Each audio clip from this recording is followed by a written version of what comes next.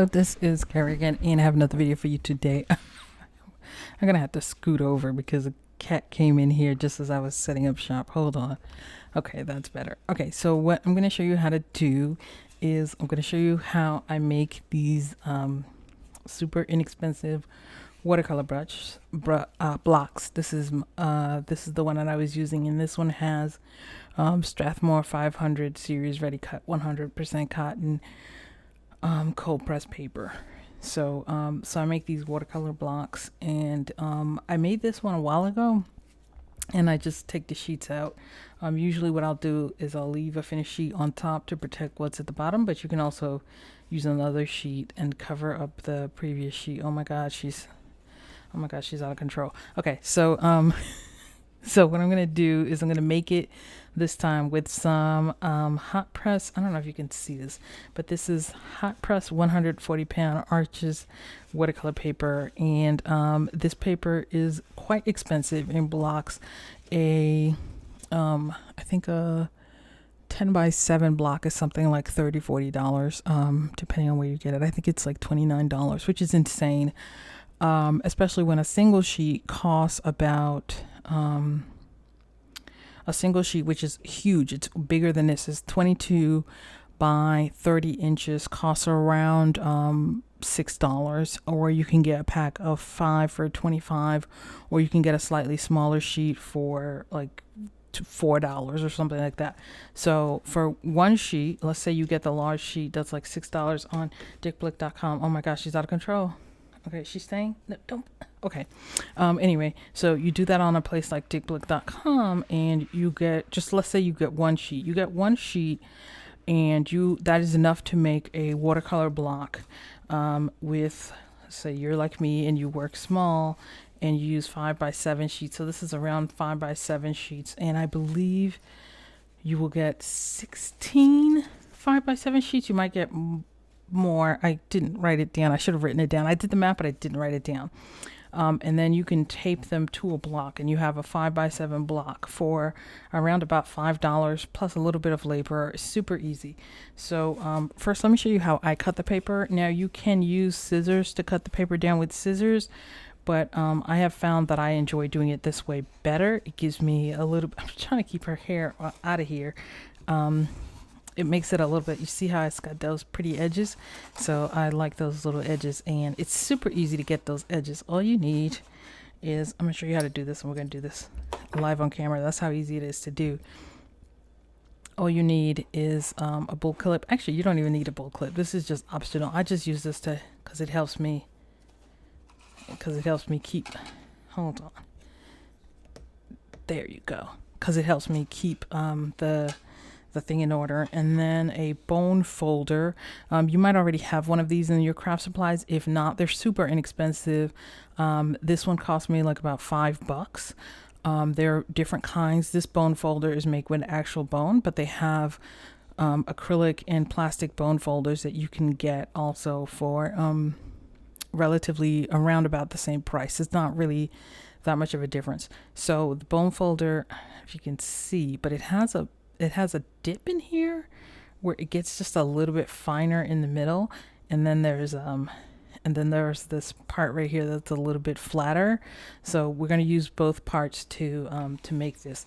So first we're going to just fold it, and we're going to use the bone folder to fold it out like this. Oh god, I hope she's leaving.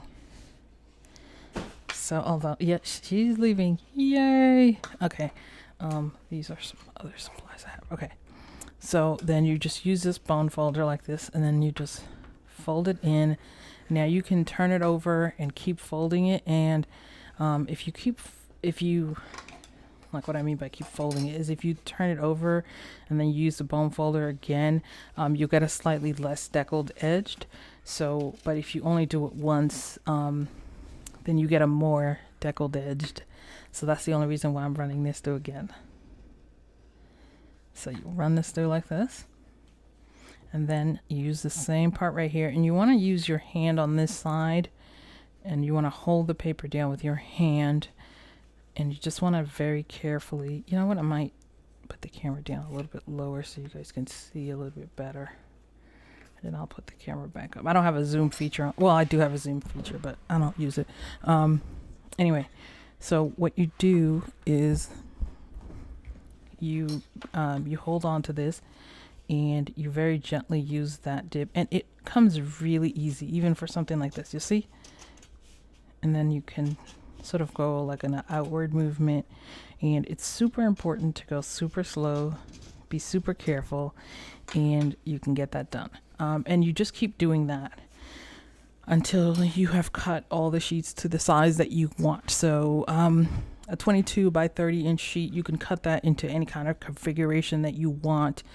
And then you can tape that to a board and use that as a watercolor block. So the thing that I have been using, I don't know if you guys saw my recent mystery art haul where I got a whole bunch of stuff from fans. One of the things that I got was, hold on, I think it's right here, were these ready cut sheets. So these Strathmore ready cut sheets. Now I use the small ones for making this watercolor block. For making this watercolor block, and then this was made with Turner Artist watercolors, and this is what I'm going to use for my upcoming review on this. But I also wanted to do a sketch on Strathmore on arches as well, because I know a lot of people use arches. So so that's what I use, is I use the smaller size ready cut sheets. But the 8x10 is a good size for me because this is a perfect size for me to work on. I know some people work smaller, some people work larger. If you work, for example, if you want to work on like an 8x10 size, then you can use the back of the 11x14 ready cut sheets, and you can just use one size up from whatever size you normally work on, and that should be more than enough room to let you make your own block. All right, having said that, let's get to the actual block making. Okay, so this part is super easy. All you do is you get your tape, and the most important part of this block process is actually making sure that you have a good quality tape. This tape has a very high tack strength, and it is going to pull some of the sheet up, but that's fine. Now I am kind of new at watercoloring, and I'm not always quite sure what side I want to use, so I'm gonna just alternate and do some on the rough side and some on the smoother side. But I think that when I was working with the Sennelier, I think that I liked the smoother side better. So I'm gonna take a pause right now because I don't think you guys want to see me tape this up, and I'm just gonna speed this up. I think that's what I'm gonna do. So I'm gonna take a break and speed it up and make a bunch of these on a speeded up basis. All right, so what I'm doing over here is I'm just putting these things together. Now the kind of tape that you use really matters. If you want to have an easier time pulling it off. Now what I normally do with this tape, since this tape has such a high tack strength, is I'm normally like rub it on my arm or something, tape my arm down, and then pull the tape off, or my pant leg or whatever, and then tape it to the surface. The problem with that is that since I have cats, sometimes I end up picking up a little bit of cat hair. So I didn't want to do that here. Plus it would take longer for me to show you how to do it, although it's super easy. I recorded a whole bunch of these. We're probably not going to watch all of them, but I did want to show you like me going around and taping this down. Now the thing that you see me do at one point, and I'm not sure if I'm going to do it here or later, but at one point I use my fingernail to press down really hard on the corner and to make sure that the corner is in pretty deeply, because if you don't do that, you'll find that it's much harder to do it later on, and the tape starts to kind of pull out a little bit. So if you squeeze it down into the corner like that, you get much more time with the tape, and then that lets you put in more sheets, because otherwise you would run out of sheets that you can put in fairly quickly. But this way you can put in more sheets, and I'll give a link to the Dick Blick website where I got these sheets from. And that's not an affiliate link, and I'll give a link to where I got the tape from. The tape I got, I think, from Amazon, but I'll give a link to the tape that I'm using, both tapes, both this tape and the other tape, so you guys can see you know, what tape I'm using. But you don't need to use any particular tape. This is also really helpful for making, like, if you want to make galaxies and you want to make galaxies on the road and you don't want to have to tape stuff down, because I know, you know, paper can you can end up using a lot of water, so for the galaxies, so it makes it really helpful to do it that way.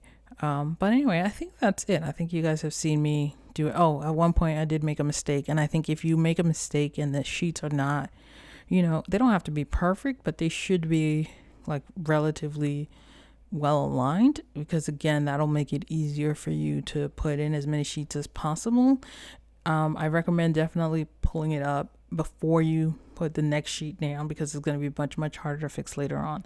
Like any mistakes that you make along the way, it's easier to fix them like right as you're doing it. Now, I wasn't really caring so much if the distance between the tape, like, you know, some people want to have at least a centimeter or at least a half inch or whatever of tape coverage. I don't really care, because I almost never paint all the way to the edge anyway. I've literally done it a handful of times where I've painted all the way to the edge. Normally I'll stop before then. So it's not really an issue for me. So it doesn't really matter for me whether or not it's, you know, it's perfectly aligned. But again, if you want to have it perfectly aligned, it's better to do it and make any corrections as you go along, because it's going to be really difficult to fix later on.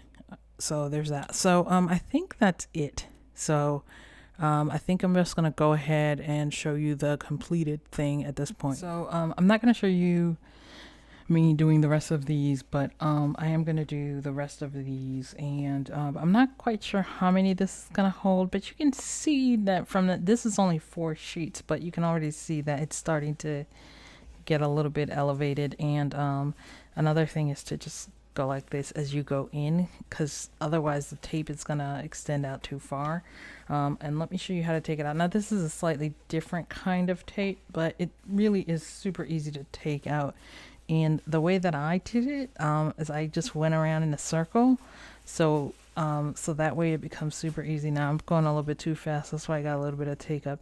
This tape is actually really good. And this tape I actually like better than that tape, but I couldn't find this tape again. But it is on one of my lists to get. I just gotta like actually get this tape. When I run out of my current tape, I'll get this tape to see. You see how this tape doesn't pull up too much? I'm going a little fast. There you go. Careful, because I'm doing it on camera. I'm going too fast. Yeah, that's what happens when you go too fast. And you can just keep going until you are done. Now that's a clean break. So you want to pull it kind of flat and backwards and slow. So I have the tape flat to the board, kind of going backwards and going slow. Actually, some people say to go at a 45-degree angle, but I like that going flat. All right, I'm going to leave this here so that the page beneath it doesn't get damaged, but you guys can see how it works. So that's how it works when your board is complete. So, and then you know, you're not going to be able to get, like, you know, some watercolor boards will have like 20 sheets, but you're not going to be able, I don't think I would do 20 sheets, but you know, you might want to, but I wouldn't do 20 sheets because I feel like it would be too tall and the tape would go everywhere. But that's it. So thank you guys so much for watching. And I was thinking that I don't really have a sign-off phrase. I just tell you whatever I'm in the mood to say. But I like the idea of setting up a sign-up phrase. And let me know what you guys think about this. But I like reading. One of my favorite books to read is Chronicles of Narnia, which is just a good story. And I believe it's the first book in order, not the first book that came out. So the first book that came out was The Lion, the Witch, and the Wardrobe, but the first book in order is The Magician's Nephew, I think. And then after the kids meet Aslan, he says to the boy, only you and I know pain. Let's be good to one another. So I just think I like the idea of just ending it with saying, you know, be good to one another. I like that idea. let me know what you guys think about that. And I hope you guys like this video. I hope you guys found it helpful. By the way, you can also use this for if you want to do color pencil and you want to use like blending fluids or something like that. It doesn't have to necessarily be watercolor. You can make blocks like this. In fact, I'm going to make a block I have here, and then I have, this is, hold on, see, this is too white now, it's making the thing act up, but this is actually, over here is mixed media paper. So when I finish another one, the next thing that I finish is I'm going to make one for mixed media paper, and I like this mixed media paper for watercolor pencil. So I'm going to make one for a watercolor pencil, and that way I can just go and I don't have to tape anything down. I don't have to bring anything. I don't have to worry about the paper crinkling or anything. I can just go, you know, take a block. I don't have to take my full, you know, watercolor notebook. I could just take one of these, which is not, you know, it's not super heavy. So that's really cool. So anyway, so I hope you guys like this video. Let me know if you like this video. Don't forget to like, subscribe, and share if you like this video. And don't forget that I have all the social media, Facebook, and I have the Facebook group also. There's the Facebook page and the Facebook group. Facebook group is where we share pictures together. On Instagram, I have a bunch of affiliate links down in the description below, which helps fund the channel. And thank you guys again, and don't forget to be good to one another. All right, I'll see you later. Bye. This is Bella right now. As I finished recording this video, she came back to the table because she was at the table before and she was demanding affections. So I recorded that video, and then she came back to the table and she's demanding more affections. So I have to stop what I'm doing to give her more affections. That's all.